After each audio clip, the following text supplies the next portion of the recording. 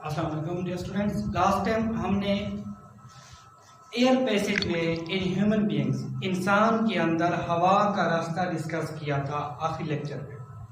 उसके अंदर हमने देखा था कि मुख्तलिफ पार्ट थे जो कि कंट्रीब्यूट कर रहे थे एयर पैसेज वे के अंदर, जिसमें नेजल कैविटी से फिर फेरेंक्स, वहाँ से लेरेंक्स से ट्रेकिया से हमने पढ़ा था कि आगे ब्रोंकाई जो होते हैं, ब्रोंकाई से फिर ब्रोंक्यूल्स एल्वियोलर डक्ट में तब्दील होते हैं और फिर एल्वियोलर डक्ट जाकर ओपन होती हैं।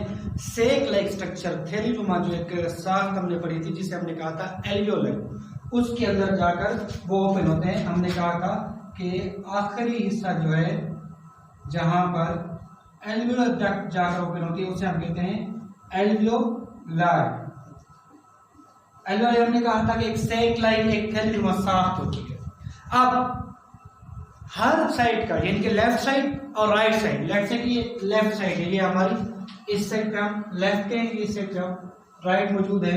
तो लेफ्ट साइड पे जितने भी एल्वियोलाई होंगे, जितने भी वो सेक स्ट्रक्चर होंगे, वो कंबाइन होकर लेफ्ट लंग बना देंगे और राइट साइड पे जितने भी एल्वियोलाई होंगे वो कंबाइन होकर राइट लंग बना देंगे। लंग किस तरह बनता है? बेसिकली हमने एक बात और डिस्कस की थी कि alveoli is the basic unit of respiratory system. Alveoli जो है रेस्पिरेटरी सिस्टम का एक बेसिक यूनिट है, स्ट्रक्चरल फंक्शनल यूनिट है। इसलिए क्योंकि जो एल्वियोलाई होता है वो लेफ्ट लंग भी बनाते हैं, वो राइट लंग भी बनाते हैं। अब लंग जो होते हैं ये हमारे यहाँ थोरेसिक कैविटी के अंदर मौजूद होते हैं, चेस्ट वॉल के अंदर। लंग्स के ऊपर हमारी ये जो वाल होती है, ये जो एक केज बना हुआ है, एक जंगला बना हुआ है, ये रिब केज होता है, एक जो है पसलियों का एक जंगला मौजूद होता है जिसे हम थोरेसिक वाल कहते हैं। ये लंग्स है, लेफ्ट से हमारे पास ये राइट लंग है, ये लेफ्ट लंग है। यहां पर हम देख रहे हैं, अगर आप गौर करें, ये जो हमारे पास ब्लैक साफ मौजूद है, ये वाला, इस ब्लैक साफ को हम कहेंगे लेट्स से कि ये रिब्स हैं, पसलियां। अब इस साइड पर भी इस साइड पर भी दोनों तरफ टोटल 12 पेयर्स 12 जोड़े होते हैं पसलियों के, जो के लंग्स के गिर्द, फेफड़ों के गिर्द एक किस्म का जंगला बनाए हुए होते हैं, एक किस्म की दीवार बनाए हुए होते हैं। इस तरफ भी और इस तरफ भी, दोनों तरफ मिला के 12 पेयर। बेसिकली जो 10 होते हैं वो यहां तक मौजूद होते हैं, वो कनेक्टेड होते हैं इस एरिया के साथ जहां पर लंग्स मौजूद है। बाकी जो 2 होती है वो नीचे, उनको हम कहते हैं फ्री फ्लोटिंग, जो कि नीचे आजादाना तैरते हैं। यहाँ पर देखें 2 जो आखिरी पसलियां मौजूद है वो नीचे हैं, वो फ्रीली फ्लोटिंग होती हैं। बाकी जो ऊपर 10 होती हैं वो चेस्ट वॉल बना रही होती हैं, वो वाला एरिया चेस्ट वॉल का जो कि लंग्स के ऊपर मौजूद होता है। फिर आप देखिए, अगर यहाँ पर ये जो पसलियां हैं, इन पसलियों के दरमियान में रेड और ग्रीन लाइन्स जो लगी हुई है, इन रेड और ग्रीन लाइन जो है ये बेसिकली इंटरकॉस्टल मसल्स को प्रेजेंट कर रही होती हैं। इंटरकॉस्टल मसल्स हम इनको कहते हैं इंटरकॉस्टल मसल्स। कॉस्टल लफ्ज जहां पर आ जाता है, कॉस्टल से मुराद होता है related to ribs. Costal means के जिसका ताल्लुक पसलियों से हो, इंटर दरमियानी। तो इंटरकॉस्टल मसल्स का मतलब यह है कि पसलियों के दरमियान में खास किस्म के मसल्स मौजूद होते हैं जिन्हें हम इंटरकॉस्टल मसल्स कहते हैं। आप देखें 2 किस्म के होते हैं, एक होता है एक्सटीरियर साइड पे, एक होता है इंटीरियर साइड पे। यहां पर अगर हम रेड देखें, ये वाला है भैया, ये इंटरकॉस्टल मसल्स, ये एक्सटीरियर इंटरकॉस्टल मसल्स है जो बाहर की जानिब होते हैं। फिर ग्रीन को अगर हम देखते हैं, ये इंटीरियर इंटरकॉस्टल मसल्स है, जो ग्रीन वाले हैं अंदर की जानिब जो है ये इंटीरियर इंटरकॉस्टल मसल्स हैं। अब हमारे पास पसलियों को बेसिकली इंटरकॉस्टल मसल्स आपस में जोड़े हुए हैं, ये इनके दरमियान एक रब्त कायम किए हुए हैं, exterior intercostal muscles and interior intercostal muscles. अब ये 2 चीजें, एक पसलियां यानी कि रिब्स,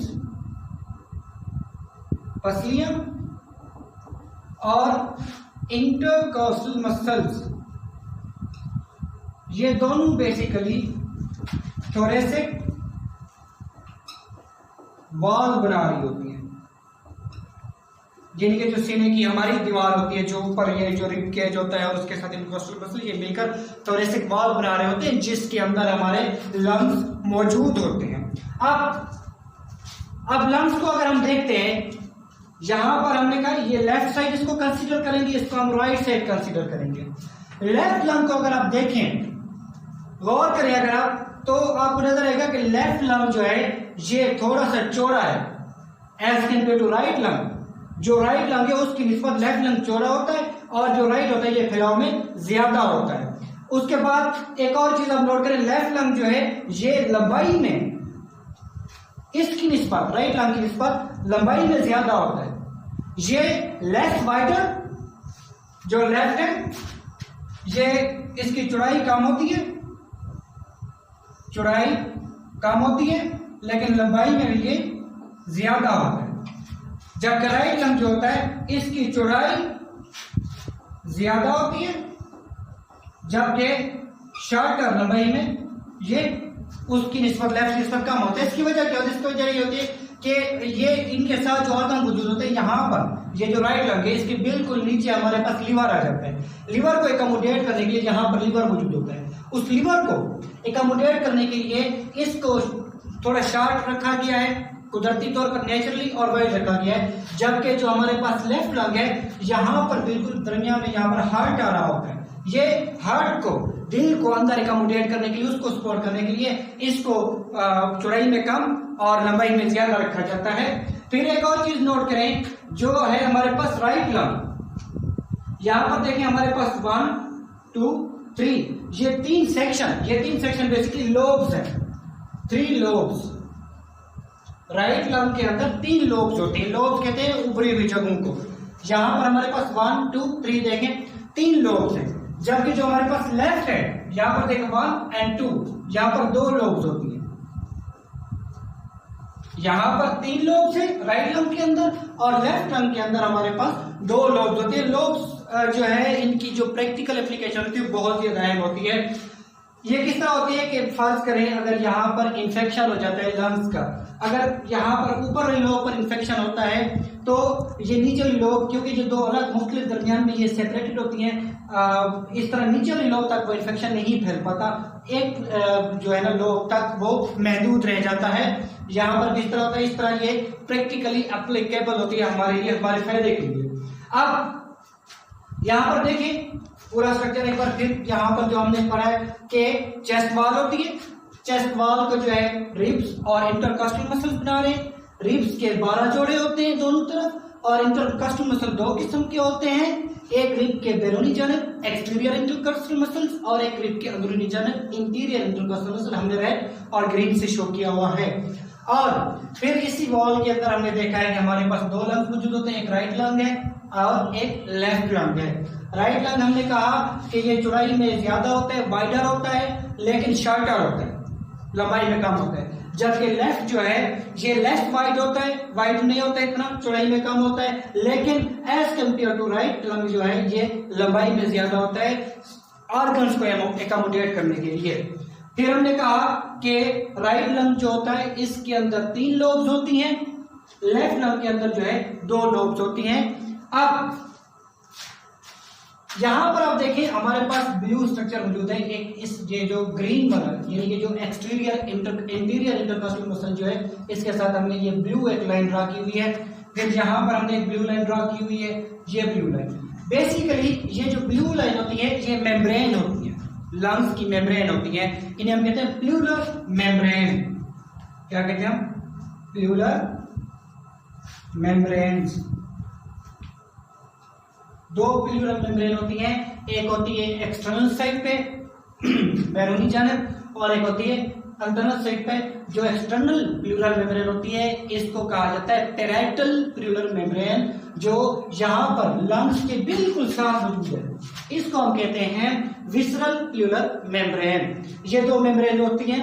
मेम्ब्रेन बेसिकली फ्रिक्शन से बचाती है। इन मेम्ब्रेन के दरमियान ये देखिए आप यहाँ पर स्पेस मौजूद है, इस स्पेस के अंदर एक खास किस्म का फ्लूइड मौजूद होता है। यहाँ पर एक फ्लूइड मौजूद होता है। ये फ्लूइड जो होता है ये बेसिकली जब हम सांस ले रहे होते हैं, ब्रीथिंग इन कर रहे होते हैं और आउट कर रहे होते हैं, तो ये फ्रिक्शन से बचा रहे होते हैं लंग्स को, ठीक है। और फिर इसका एक और एप्लीकेशन होती है कि ये हमारी जो मूवमेंट्स होती हैं ब्रीथिंग के दौरान उसको फैसिलिटेट कर रही होती है। अब नीचे देखिए अगर लंग्स के यहाँ पर हमने एक ये ब्लैक स्ट्रक्चर जो ड्रा किया हुआ है, ये ब्लैक स्ट्रक्चर, ये गुंबद नुमा स्ट्रक्चर, डूम शेप, ये होता है डायाफ्राम।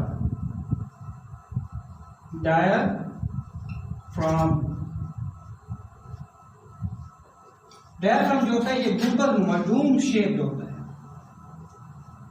गुंबद की शक्ल होता है आम कंडीशन में। नॉर्मली गुंबद नुमा से इसको देखिए यहां से ये ऊपर जा रहा है और फिर नीचे जा रहा है, ये फ्लोर पर होता है, ये नीचे मौजूद होता है, लंग्स के बिल्कुल नीचे फर्श पर मौजूद होता है। अब डायफ्राम मस्कुलर स्ट्रक्चर होता है, बेसिकली मसल्स होते हैं। डायफ्राम और रिब्स ये दोनों मिलकर हमारी जो ब्रीथिंग के दौरान, सांस लेने के दौरान जो मूवमेंट्स होती हैं उनको फैसिलिटेट कर रहे होते हैं। 75% जो मूवमेंट होती है हमारी जब हम सांस ले रहे होते हैं, यानी कि हम देखते हैं सांस जब हम नीचे जब सांस लेकर जाते हैं, हमारी जो है ये जो पेट वाला एरिया होता है ये नीचे चला जाता है, ठीक है, रिब्स ऊपर उठाती हैं। जब हम नॉर्मल करते हैं वो फिर नॉर्मल पोजीशन में आ जाते हैं जब हम वापस सांस जो है एक्सहेल कर रहे होते हैं। ये जो मूवमेंट्स होती हैं, इन मूवमेंट्स को 75% 75% इन मूवमेंट का जो होता है वो डायफ्राम प्रोवाइड कर रहा होता है और बाकी जो 25% होता है वो रिब्स प्रोवाइड कर रही होती है। ये इन दोनों का मेन फंक्शन होता है। अब यहां तक हमने इसको देखा है, ये एक हमने थोड़ी सी एनाटॉमी को डिस्कस किया है। शॉर्टली इसको हम रिवाइज कर लेते हैं। हमने कहा कि दो लंग्स हैं, एल्वेओलाई जो होते हैं सेकलिक स्ट्रक्चर होता है, राइट साइड पे जितने एल्वेओलाई होते हैं वो राइट लंग बना देते हैं, लेफ्ट साइड पे जितने एल्वेओलाई होते हैं वो लेफ्ट लंग बना देते हैं। राइट लंग का हमने कहा है कि ये चौड़ाई में ज्यादा होता है, वाइडर होता है, लेकिन लंबाई में कम होता है। राइट जो लेफ्ट है ये जो होता है ये चौड़ाई में कम होता है लेकिन लंबाई में ज्यादा होता है। राइट लंग के अंदर 3 लोब्स होती है, 1 2 3, और जो लेफ्ट है इसके अंदर 2 लोब्स मौजूद होती हैं। फिर हमने कहा है कि इन लंग्स के बाहर 12 जोड़े मौजूद होते हैं पसलियों के, और उन पसलियों के दरमियान मसल्स होते हैं एक्सटीरियर इंटरकॉस्टल मसल्स और इंटीरियर इंटरकॉस्टल मसल्स। फिर लंग के फर्श के ऊपर हमने कहा है कि एक गुंबदनुमा स्ट्रक्चर होता है जिसे हम डायाफ्राम कह रहे हैं। फिर हमने कहा कि लंग्स के साइड पे 2 मेम्ब्रेन होती हैं। एक मेम्ब्रेन जो होती है वो यहाँ पर जो पसलियों के इंटीरियर इंटरकॉस्टल मसल्स होते हैं उनके साथ लगी होती है, बिल्कुल उनके साथ इस तरह अटैच होती है कि इसको उससे अलग करना बहुत मुश्किल होता है।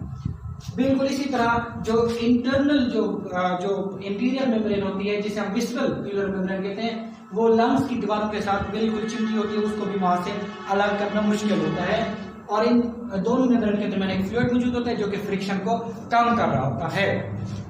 अब जहां तक हमने देखा है, शॉर्टली हम डिस्कस करते हैं कि ब्रीथिंग मूवमेंट्स जो होती हैं हमारी वो कौन कौन सी होती है और किस तरह होती हैं। जैसे कि हम सांस बाहर निकाल रहे होते हैं, जो इंटरनल गैसेस होती हैं, कार्बन डाइऑक्साइड जो होती है उसको हम बाहर एक्सहेल कर रहे होते हैं, बाहर निकाल रहे होते हैं। फिर हम सांस अंदर ले रहे होते हैं, ऑक्सीजन को अंदर लेकर जा रहे होते हैं। एक्सहेलेशन और इनहेलेशन 2 किस्म की मूवमेंट्स हैं। हमारे तरफ जिसे हम कह रहे हैं एक्सहेलेशन और इनहेलेशन।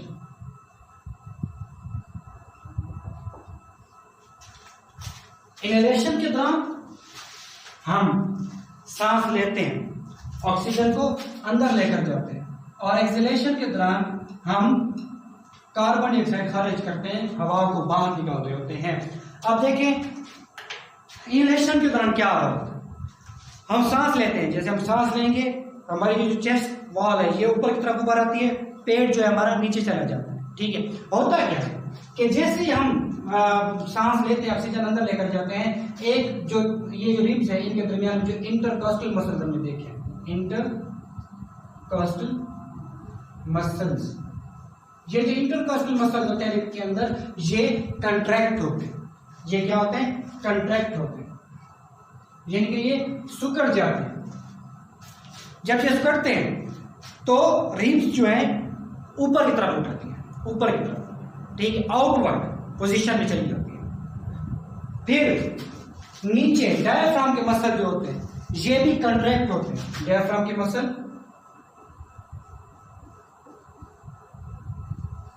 डायफ्राम मसल्स भी कंट्रैक्ट होंगे।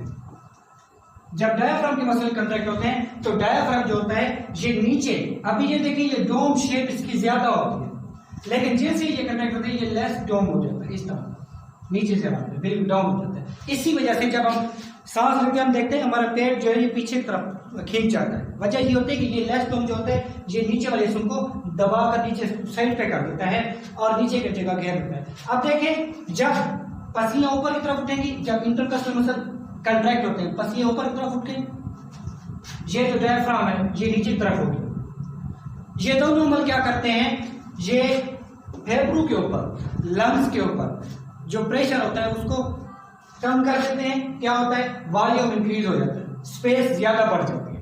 अभी देखिए अगर यहाँ पर स्पेस इतनी है, लेकिन जब ये बाहर की तरफ होगी, लेट्स से कि ये यहाँ पर आ जाती है और ये यहाँ पर आ गया तो इतनी स्पेस हमारे पास होगी, तो क्या होगा, वॉल्यूम जो है वो इंक्रीज हो जाएगा, वॉल्यूम बढ़ जाता है। बॉयल्स लॉ के अंदर आप फिजिक्स के अंदर पढ़ते हैं कि जब वॉल्यूम इंक्रीज होता है तो प्रेशर डिक्रीज हो जाता है। यहाँ पर भी ऐसा ही होगा, जैसे यहाँ पर वॉल्यूम इंक्रीज होता है प्रेशर जो होता है डिक्रीज हो जाता है, प्रेशर कम हो जाता है। प्रेशर अब कम हो चुका है, बाहर की निस्बत प्रेशर कम हो चुका है, बहुत कम फर्क होता है। मीनिंग होता है बाहर अगर 760 मिलीमीटर मरकरी है तो इंटरनल प्रेशर 758 मिलीमीटर मरकरी हो जाता है। लेकिन ये एक कंसंट्रेशन ग्रेडियंट जो एक प्रेशर ग्रेडियंट है ये डेवलप हो जाता है, प्रेशर का डिफरेंस। अब इस प्रेशर डिफरेंस की वजह से बाहर की हवा जो है अंदर चली जाती है, बाहर प्रेशर ज्यादा होता है, ज्यादा प्रेशर से वो कम प्रेशर की तरफ यानी कि बाहर से वो फेफड़ों के अंदर चली जाएगी। जब हम एक्सहेल करते हैं, सांस बाहर लेकर जाते हैं तो इसको उलट प्रोसेस होते हैं। इनहेलेशन के अंदर इंटरकॉस्टल मसल्स कंट्रैक्ट हुए थे, रिब्स बाहर आ गए। एक्सहेलेशन के अंदर इंटरकॉस्टल मसल रिलैक्स हो जाएंगे, ठीक है। जब ये रिलैक्स होंगे तो रिब्स जो है ये वापस अपनी ओरिजिनल पोजीशन पर चली जाएंगी।